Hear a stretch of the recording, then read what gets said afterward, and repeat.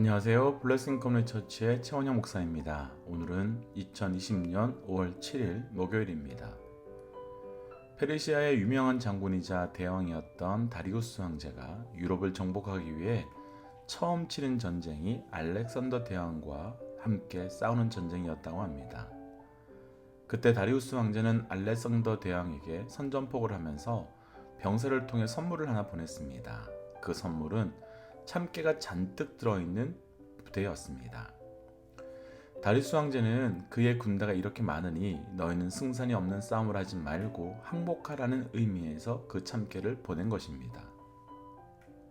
깨가 가득 들어있는 부대를 받은 알렉산더 대왕은 답장으로 작은 봉투에 작은 겨자씨를 하나 넣어서 다리우스 황제에게 보냈다고 합니다. 그 선물에는 이런 의미가 담겨져 있었다고 합니다. 우리가 작다고 우리를 무시하지 말라. 우리는 무섭고 놀라운 생명력을 가지고 있다. 우리는 거칠다. 우리는 너희들을 충분히 맞이해서 싸울 준비가 되어 있다. 전쟁의 결과가 어떻게 되었을까요? 예상하시는 것 같이 알렉산더 대왕이 이겼다고 합니다. 우리의 믿음도 이와 비슷한 것 같습니다. 언젠가 한번 나누긴 했지만 우리는 우리의 믿음이 큰 믿음이냐 작은 믿음이냐에 관심이 있습니다. 마치 엄청나게 많은 참깨를 보낸 다리우스 황제와 같은 그런 상황입니다. 그런데 믿음은 크냐 작냐가 중요한 것이 아니라 살아있냐 살아있지 않냐가 더 중요한 문제입니다. 참깨가 아무리 많다고 하더라도 이미 볶아져서 생명력을 잃어버린 이상 생명력을 가지고 있는 겨자씨 하나보다도 못한 존재입니다. 커도 많아도 생명력이 없으면 곧 죽은 겁니다. 그러나 작아도 보잘것없어도 살아있다면 반드시 열매를 맺게 됩니다. 때문에 우리가 이 시대에 치열하게 싸워야 하는 영적 전쟁은 얼만큼의 열매를 맺고 있느냐는 것도 중요하지만 더 본질적인 영적 싸움은 내 영이 살아있기 위해 내 영을 죽이고 무너뜨리려고 하는 것 앞에서 살아있기 위해 싸워야 하는 겁니다. 왜 그렇게 해야 하는 겁니까? 내 영이 살기 위함입니다. 내 영이 살아야 그 이후에 열매를 맺을 수 있기 때문입니다. 우리의 가장 본질적인 싸움, 끊임없이 우리의 영을 무감각하게 만들고 그래서 결국 죽은 것 같은 존재로 아무것에도 반응하지 못하도록 만드는 그 영적 전쟁, 오늘 하루도 그 영적 전쟁에서 승리하시는 하루 되시기를 주의 이름으로 축복합니다. 오늘 함께 나눌 찬양은 세상의 유혹 시험이라고 하는 찬양입니다.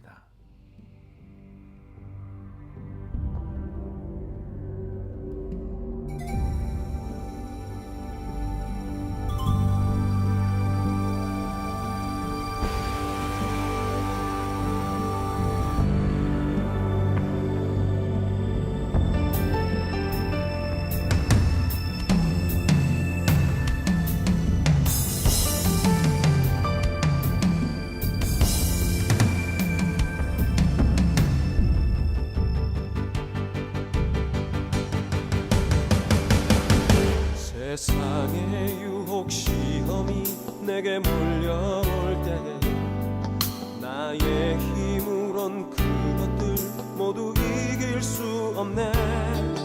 거대한 폭풍 가운데 위축된 나의 영혼 어찌할 바를 몰라 헤매이고 있을 때 주를 찬양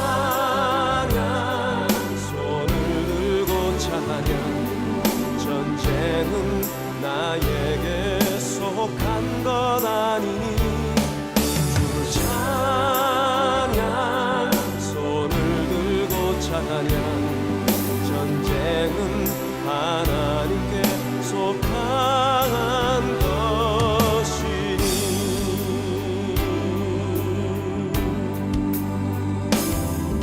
거짓과 속임수로 가득 찬 세상에서 어디로 갈지 몰라 머뭇거리고 있네.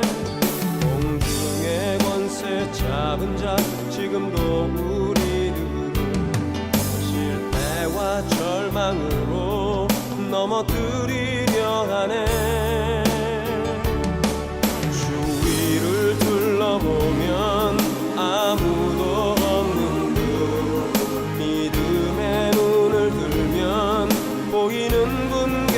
계시네. 지금도 내 안에서 역사하고 계시는 사망과 어둠의 권세 물리치신 예수님.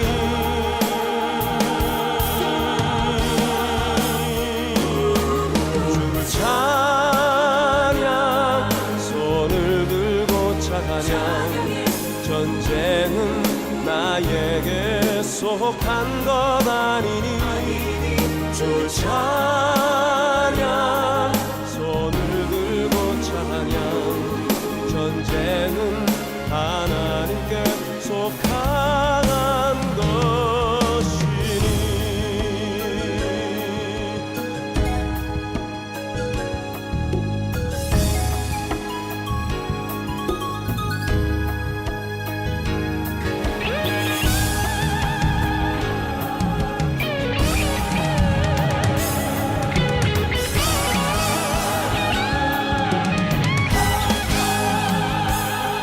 주를 찬양, 손을 들고 찬양.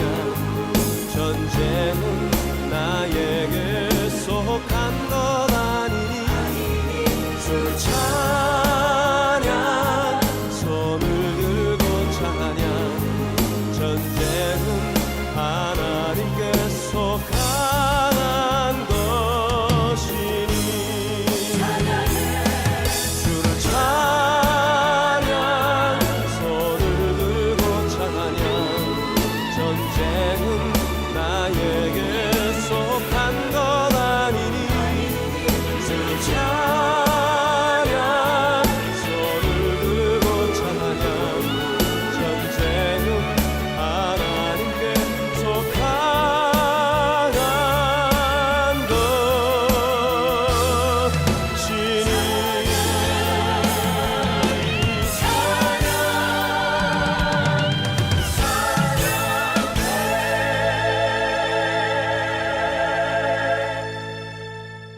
늘 주님과 영적 전쟁에서 승리하시기를 주의 이름으로 축복합니다. 오늘 함께 나눌 말씀은 신명기 14장 22절부터 29절까지 말씀입니다.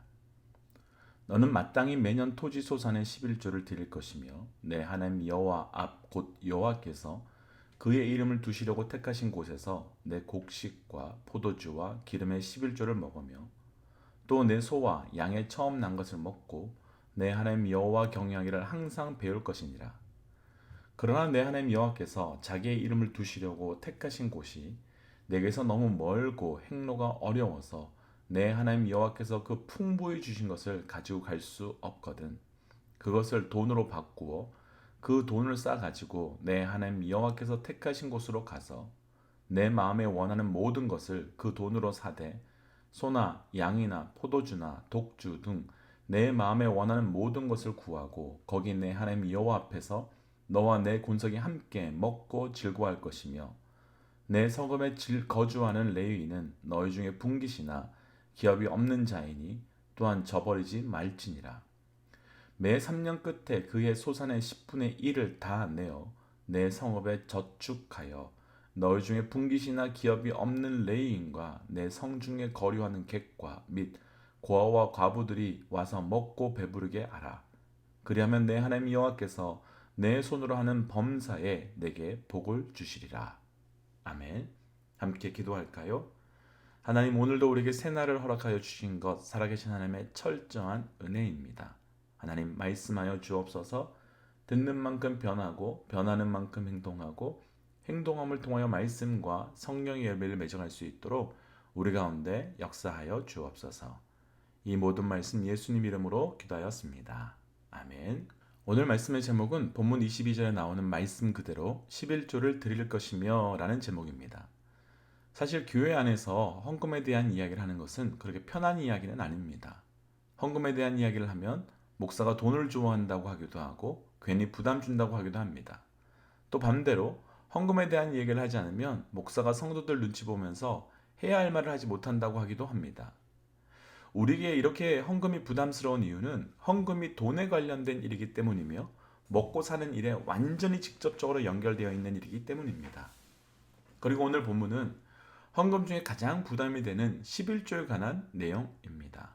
오늘 말씀을 통해 그 11주 안에 하나님께서는 어떤 영적인 메시지를 담아 우리에게 주셨는지 함께 말씀 묵상하고 우리에게 그 주시는 놀라운 은혜가 오늘 하루도 경험되시기를 주의 이름으로 축복합니다. 첫 번째 22절 말씀입니다. 너는 마땅히 매년 토지 소산에 11조를 드릴 것이며.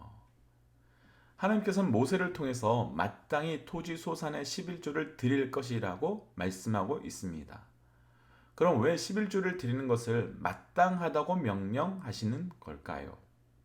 우리가 잘 아는 것처럼 11조의 첫 등장은 창세기 14장입니다. 창세기 14장에서 아브라함이 조카 롯을 구하고 난 다음 돌아오는 길에 살렘왕 멜기세덱에게 11조를 드립니다. 왜 갑자기 만난 멜기세덱에게 아브라함은 11조를 드렸을까요? 창세기 14장 20절입니다. 너희 대적을 내 손에 붙이신 지극히 높으신 하나님을 찬송할지로다 하매 아브라함이 그 얻은 것에서 10분의 1을 멜기세덱에게 주었더라. 아멘. 간단히 표현해보면 멜기세덱이 하는 말은 너희가 318명의 군사로 수만 명의 군사를 이긴 것은 너희 능력이나 너희 힘 때문이 아니라 하나님께서 대적을 이기게 하신 것이기 때문이라고 말하고 있습니다. 그리고 순서를 보면 아브라함이 그 말을 듣고 난 다음 11조를 드립니다. 이런 말을 듣고 아브라함이 11조를 드리게 된 이유가 있습니다. 당신은 통치를 받을 때 통치를 하는 왕에게 나를 지켜주고 보호해 준 것에 대한 세금을 내는 시대였습니다. 아브라함은 318명으로 수만 명의 군사를 이겼습니다. 그리고 멜기세덱의 말을 통해서 중요한 것을 그때 깨닫게 됩니다. 아, 내가 싸워서 이긴 것이 아니구나. 내 능력으로 나아갔기 때문에 이긴 것이 아니구나. 하나님께서 내 삶을 통치해 주시고 나와 함께 해주셨기 때문에 내가 이긴 것이구나. 하나님의 통치를 인정하고 하나님의 통치를 선포하는 고백이 바로 11조였던 겁니다. 그래서 오늘 말씀에 나누고 싶은 첫 번째 11조는 하나님의 통치와 다스림에 대한 믿음의 고백입니다. 오늘 말씀에서 오늘 본문으로 다시 돌아와 매년 소산이 있을 때 11조를 드리라고 말씀하고 있습니다.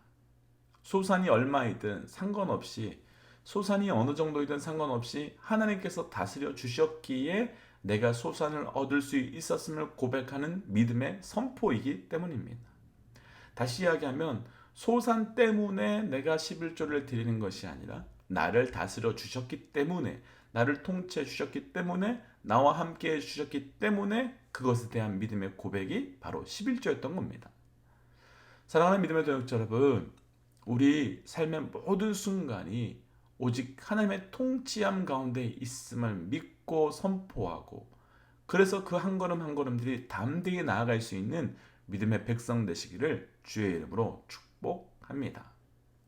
두 번째 23절입니다. 내 하나님 여호와 앞 곧 여호와께서 그의 이름을 두시려고 택하신 곳에서 내 곡식과 포도주와 기름의 11조를 먹으며 또 내 소와 양의 처음 난 것을 먹고 내 하나님 여호와 경외하기를 항상 배울 것이라. 아멘. 11조를 통해서 하나님께서 해야 하는 것에 대해서 마지막에 내 하나님 여호와 경외하기를 항상 배울 것이라고 말씀하십니다. 두 번째는 결론부터 나누고 말씀을 좀 묵상할까요? 11조는 내 삶의 방향을 하나님께만 고정하겠다는 믿음의 고백입니다. 다시요. 11조는 내 삶의 방향을 하나님께만 고정하겠다고 하는 믿음의 고백입니다. 우리의 삶의 모든 인생의 방향이 하나님께만 고정되시기를 주의 이름으로 축복합니다. 경외라는 말을 히브리어로는 야레라고 합니다. 이 뜻은 무엇을 두려워하다라는 뜻입니다. 사람은 자신이 두려워하는 것에 눈이 고정되게 되고 그쪽으로 반응하게 되어 있습니다. 그래서 사람이 재정을 두려워하게 되면 재정의 눈이 고정되게 되고 재정을 따라서 삶의 방향이 나아가게 되어 있습니다.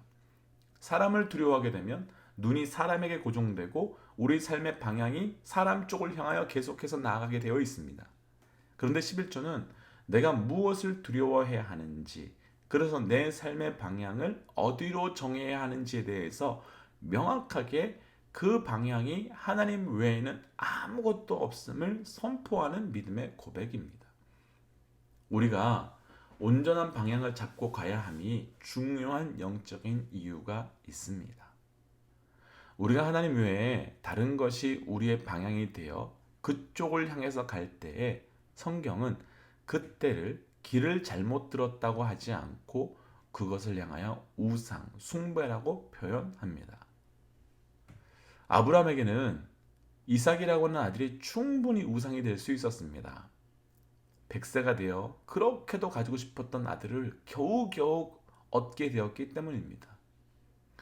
그런 상황에서 만약 우리에게 자녀가 생겼다면 우리 인생의 모든 방향은 아이에게만 향했을 겁니다. 생각도, 재정도, 시간도, 관계도 다 아이 중심이었을 겁니다. 그런데 하나님께서 어느 날 그 아이를 모리아 산으로 올라가 번제로 드리라 라고 했는데 아브라함은 주저하지 않고 바로 일어나 그 시선을 향하여 하나님께 향하고 바로 모리아 산으로 올라갑니다. 그리고 그때 하나님께서는 그런 삶을 사는 아브라함에게 내가 나를 이제야 경외하는 줄 알았다 라고 말씀하시며 여호와 이레 곧 준비하시는 하나님에 대한 약속을 그 자리에서 주십니다. 우리는 그 무엇이 두려워서 그것의 방향을 맞추고 하나님께 대한 방향에 잃어버리게 됩니다. 그런데 우리가 온전히 하나님께 방향을 맞추어 경외의 삶을 살면 내 삶에 두려워하던 그 삶의 문제들 가운데 여호와 이레의 삶, 곧 여호와께서 채우시고 도우시고 이끄시고 예비하시는 삶을 경험하게 되는 겁니다. 11조 10불 중에 1불이면 할 수 있을 것 같은데 10,000불 중에 1,000불이면 힘들 것 같습니다. 그것을 해볼 수 있는 것, 할 수 있는 것 정말로 많이 있기 때문입니다. 그런데 우리 삶의 방향을 하나님께 고정하고 그것을 드려보면 하나님께 드린 1,000불을 하나님은 나의 방법이 아닌 하나님의 방법으로 여호와 이레의 약속이 성취됨을 경험시켜 주실 겁니다. 그리고 나면 내 인생의 방향을 하나님께 고정하고 사는 것이 별로 두렵지 않습니다. 그리고 나면 지금까지 내 인생의 방향을 잡고 있었던 그것들을 놓아버리고 하나님을 향하여 방향을 수정하는 것이 그렇게 겁나지 않습니다. 사실 코로나로 인해서 모든 것이 참 불안한 상태가 되었습니다. 그러나 다른 관점으로 본다면 하나님께만 방향을 고정하기에 그 어느 때보다도 가장 좋은 때입니다. 사랑하는 믿음의 동역자 여러분, 오늘 이 하루 동안 우리 삶의 방향을 오직 하나님께만 고정하고 하나님께로 수정하는 그 믿음의 은혜가 우리에게 있기를 주의 이름으로 축복합니다. 함께 기도하겠습니다. 하나님, 내 삶의 모든 순간 하나님의 통치함으로 살아갈 수 있도록 허락하신 것 감사합니다. 그 모든 것이 은혜입니다. 하나님의 통치 가운데 있기에 오늘도 생명을 가지고 새날을 맞이하고 오늘도 살아갈 수 있는 힘을 얻습니다. 하나님, 오늘 하루 내 인생의 모든 삶의 방향을 하나님께만 고정하고 살아갈 수 있도록 인도하여 주시옵소서. 예수님의 이름으로 기도드렸습니다. 아멘. 오늘도 우리 믿음의 동지 여러분, 삶의 모든 자리에서 하나님께만 방향을 고정하며 승리하시는 하루 되시기를 주의 이름으로 축복합니다. 지금까지 BCC의 최원영 목사였습니다. 하나님은 살아계십니다.